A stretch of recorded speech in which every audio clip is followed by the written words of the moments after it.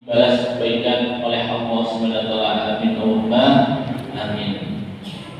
Kemudian salat dan salam semoga tercurahkan kepada junjungan kita Nabi besar Nabi Agung Muhammad sallallahu alaihi wasallam. Semoga kita termasuk umatnya yang selalu meneladani beliau sehingga kita bisa mendapatkan syafaatnya di yaumil qiyamah. Amin Allahumma amin. Bapak Ibu yang dirahmati oleh Allah Subhanahu wa taala, saya akan menyampaikan hadis berkaitan bahwa semua orang itu masuk surga. Nah, panjenengan kira-kira pengen mlebu surga apa mboten Bapak Ibu? Ingin. Sampun siap napa dereng? Hah? Dereng.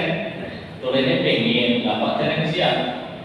Nah, dalam hadis disebutkan bahwa Rasulullah Muhammad sallallahu alaihi wasallam itu bersabda, an Abi Hurairah radhiyallahu anhu, dari Abu Hurairah radhiyallahu anhu, qala, bahwa Rasulullah sallallahu alaihi wasallam itu bersabda, kullu ummati yadkhuluna al-jannah illa man aba, bahwa setiap umatku, itu umatnya Kanjeng Nabi Muhammad, kita ini niku pasti masuk surga illa man aba, kecuali yang tidak mau atau tidak. Nah, kalau misalnya dengan boten surga, nah, dan itu berarti melebihi neraka otomatis. Nah, kemudian para sahabat bertanya, qalu ya Rasulullah wa man ya'ba, wahai Rasulullah, siapakah yang tidak mau itu? Kemudian Rasulullah pun menjawab, man ata'ani dakhalal jannah wa man asani faqad aba, rawahul Bukhari. Jadi barang siapa yang taat kepadamu, maka ia akan masuk surga. Dan barang siapa yang tidak taat kepadamu, maka dia, atau barang siapa yang bermaksiat kepadamu, maka ia enggan atau tidak mau masuk surga. Nah, ini berhubungan dengan tujuan dari puasa, ya.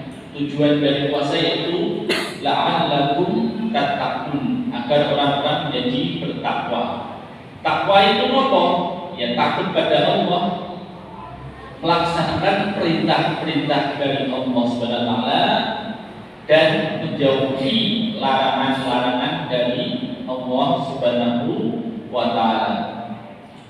Nah, kemudian makna hadis tersebut adalah bahwasanya sebagai petunjuk bahwa umat Islam itu disuruh untuk mengikuti jejak-jejak atau perintah-perintah dari Kanjeng Nabi Muhammad SAW. Dan Nabi Muhammad dari mana? Dari Allah Subhanahu wa taala. Jadi berkesinambungan. Nah, contoh perintah-perintah dari Rasulullah dan Allah SWT, yang pertama adalah tentunya sholat, ya. Inna sholata tanha 'anil fahsya'i wal munkar. Nah, jadi sholat ini itu adalah hal kewajiban bagi kita.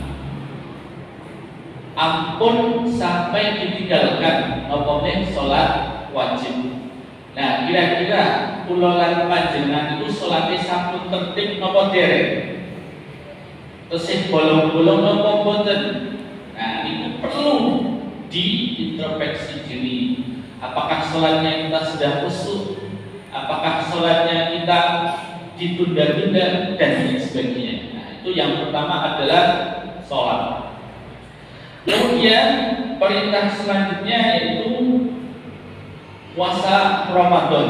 Nah, ini kula lan panjenengan itu wajib, ya, sebagai umat Islam itu wajib melaksanakan puasa Ramadan. Kecuali ada udzur syar'i, misal apa?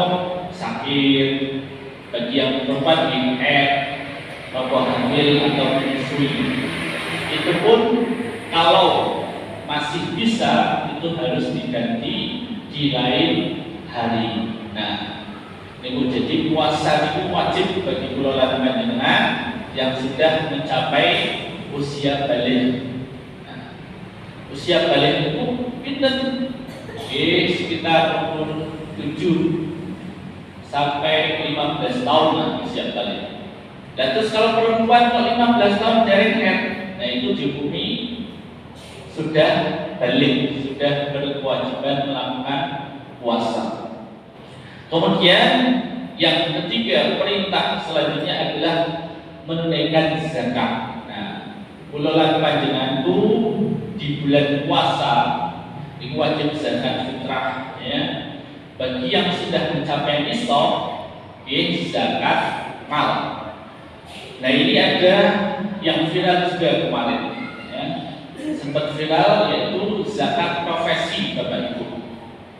Zakat profesi itu berdasarkan aturan Basnas, ya, berdasarkan aturan pemerintah itu kalau gaji kula lan panjenengan itu minimal 7.640.000 rupiah, itu wajib zakat 2,5%. Nah, kalau dikalikan 12 bulan berarti sekitar 91 juta.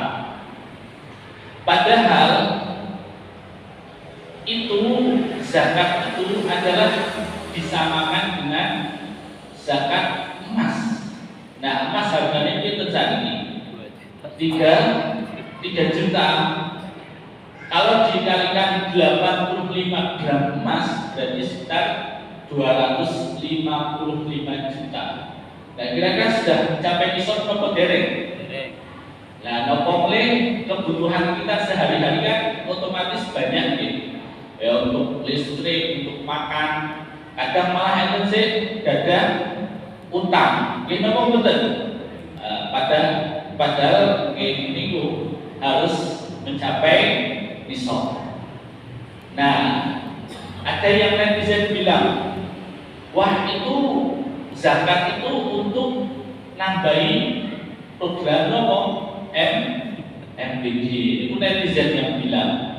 Tapi kemudian dikonfirmasi oleh pemerintah melalui Menteri Agama itu adalah tidak benar. Jadi zakat ini harus dikelola dengan baik dan harus diterima oleh yang berhak menerima zakat. Ada 8 asnaf berdasarkan surat At-Taubah ayat 60. Yang pertama apa? Fakir. Ya. Jadi fakir itu adalah orang yang sama sekali tidak memiliki harta dan penghasilan, dan untuk mencukupi kehidupannya itu masih sangat kurang, itu fakir. Kalau miskin di atasnya sedikit, punya penghasilan tapi masih belum cukup untuk menghidupi kehidupannya. Kemudian yang ketiga, amil zakat. Jadi pengurus atau orang yang bertugas untuk menarik dan mendistribusikan zakat itu boleh menerima zakat. Kemudian mu'alaf adalah orang yang baru masuk Islam, itu boleh dikasih zakat. Kemudian rikop, yaitu budak yang ingin memerdekakan diri. Kemudian ghorimin, itu orang yang banyak utangnya. Kalau ini enten boten sing gadah utang, enten boten Pak. Kakak, wah itu berarti perlu didaftarkan di penerima zakat, ya. Kalau tidak mampu untuk membayar loh, kalau mampu membayar ini boten besar. Kemudian fisabilillah, yaitu orang yang berjuang di jalan Allah seperti para ustaz, para kiai, ya, atau pengajar DPA, nah, itu boleh menerima zakat. Kemudian yang terakhir adalah Ibnu Sabil. yaitu musafir, orang yang dalam perjalanan, kemudian dia kurang bekalnya, maka boleh menerima zakat. Bapak Ibu yang dirahmati oleh Allah Subhanahu wa taala, kemudian perintah Rasulullah selanjutnya yaitu berbakti kepada orang tua juga. Jadi kalau panjenengan yang masih punya orang tua, berbaktilah kepada orang tua. Ampun ngantos orang tua itu disepelekan atau kita tidak menghormati orang tua. Bahkan orang yang tua yang sudah mendahului kita itu kita wajib mendoakan. Paling tidak ya Allahumma ighfirli wa liwalidayya warhamhuma kama rabbayani shaghira. Tiap hari itu sebagai bakti kita kepada orang tua kita.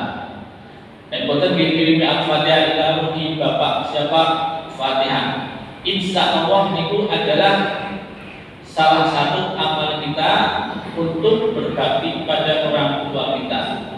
Dan sinten boleh mendoakan kalau tidak kita yang mendoakan orang tua. Apakah orang lain? Orang lain yang boten kenal. Kemudian yang terakhir yaitu bahwa kita dilarang untuk bermaksiat kalau ingin masuk surga. Maksiat kepada Allah Subhanahu wa taala, berzina, kemudian mencuri, kemudian melakukan hal-hal yang negatif, yaitu adalah hal-hal yang dilarang oleh Rasulullah Muhammad SAW dan dilarang oleh Allah Subhanahu wa taala. Nah, kalau pernah nginep di dekat Sarkem, tapi boten mampir ke Sarkem nggih. Nah, hotel Abadi. Nah, di sana itu pas siang itu agak sepi Bapak Ibu. Nah, pas malam pada Isya itu dan duduk kali karantina sampai pagi. Jadi kalau tidur di hotel itu tidak terlalu nyak karena suara itu bising. Ya kalau menurut saya itu karantina dan ya pesta-pesta lah menurut saya. Karena terkenal loh Sarkem itu nek boten percaya boleh mampir di sana. Tapi aku nonton cuma lewat mawon. Ngeten mawon Bapak Ibu semuanya yang dirahmati oleh Allah Subhanahu wa taala. Intinya kalau kita ingin masuk surga ya harus patuh pada Rasulullah, taat pada Rasulullah, mencontoh Rasulullah dan meninggalkan hal-hal yang dilarang oleh Rasulullah dan Allah Subhanahu wa taala. Ngeten mawon.